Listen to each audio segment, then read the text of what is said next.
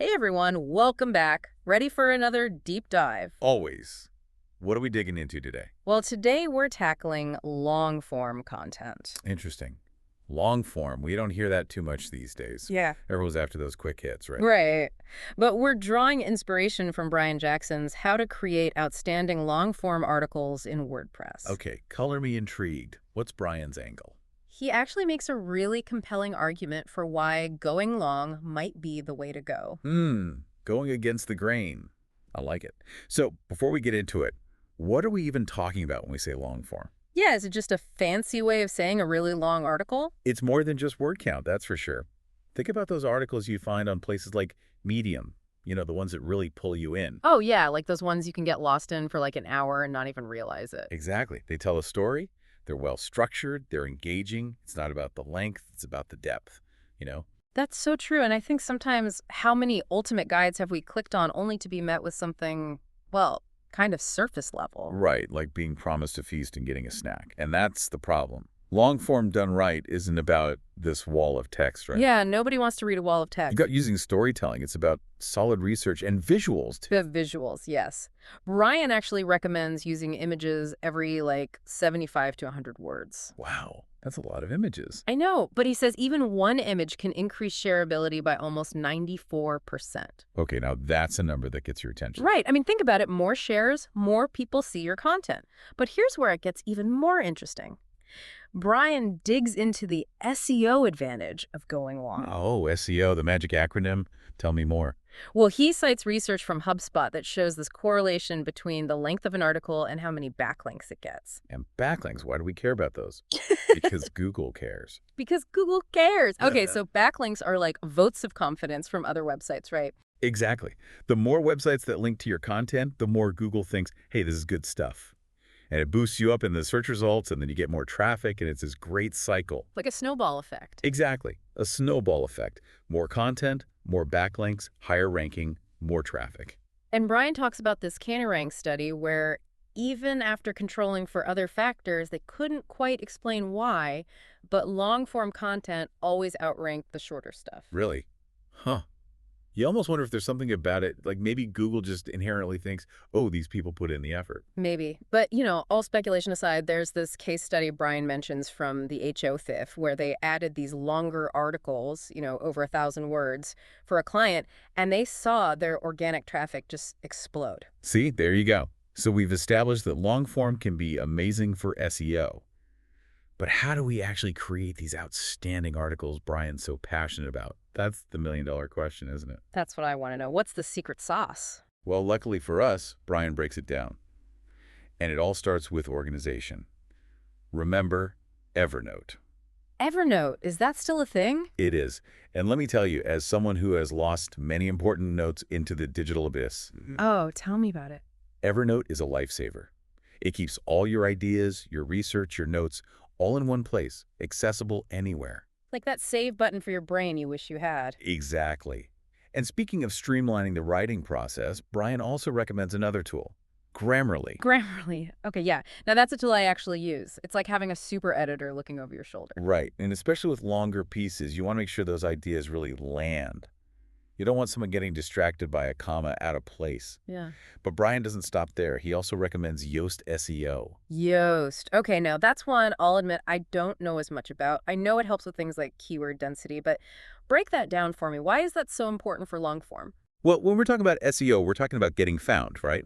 Imagine you write this amazing in-depth article about, let's say, the history of coffee. Ooh, the history of coffee. I like where this is going. Right. Everyone loves coffee.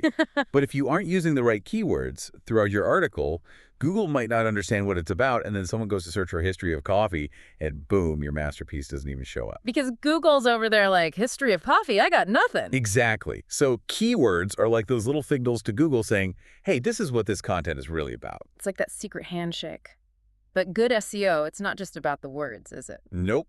Remember, Brian's all about those visuals. Right. Images.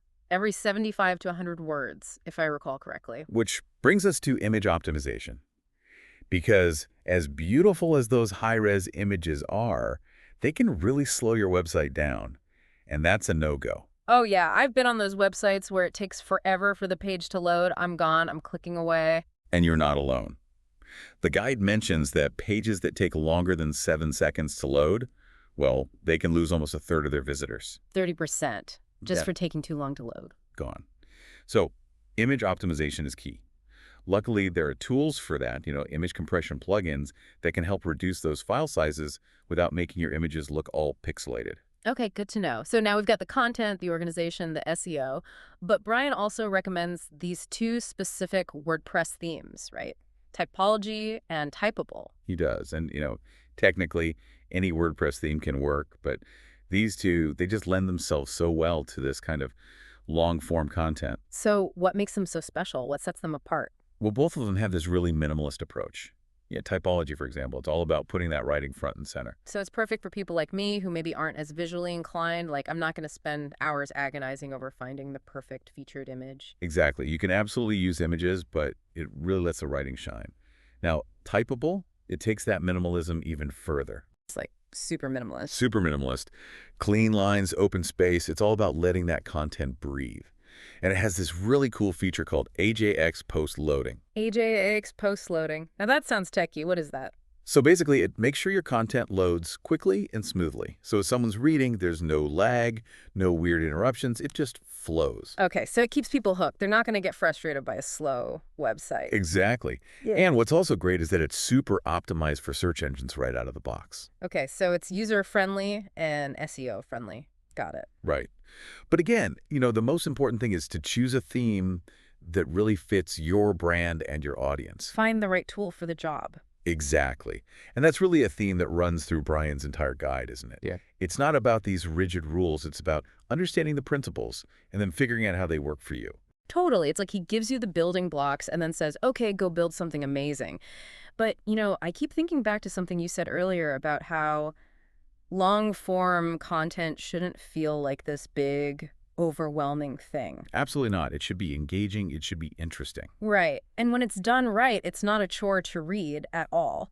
But what's funny? We've been talking about visuals this whole time, and it made me wonder, what if we flip the script? Flip the script to how? What if instead of visuals just being part of the article, what if the visuals were the long-form content? Ooh, interesting. You mean like a photo essay? Mm. Or maybe some kind of visual storytelling with infographics and stuff? Yes, exactly. It's like instead of telling the story, you're showing the story. Love that. It would be so powerful for visual learners, too. Right. And it could be a really cool way to break down more complex ideas and make them more digestible. Definitely.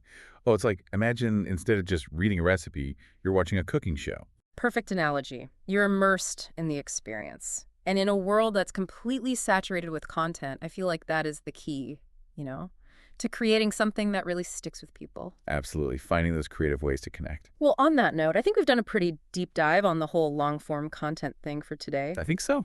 Huge thank you to Brian Jackson for all the insights. And of course, thank you to all of you for joining us for this deep dive. And remember, whether you're writing an article or you're experimenting with these visual narratives, approach your content with purpose, be creative, and really try to connect with those people who are reading or watching or listening. Could not have said it better myself. Until next time, happy creating, everyone.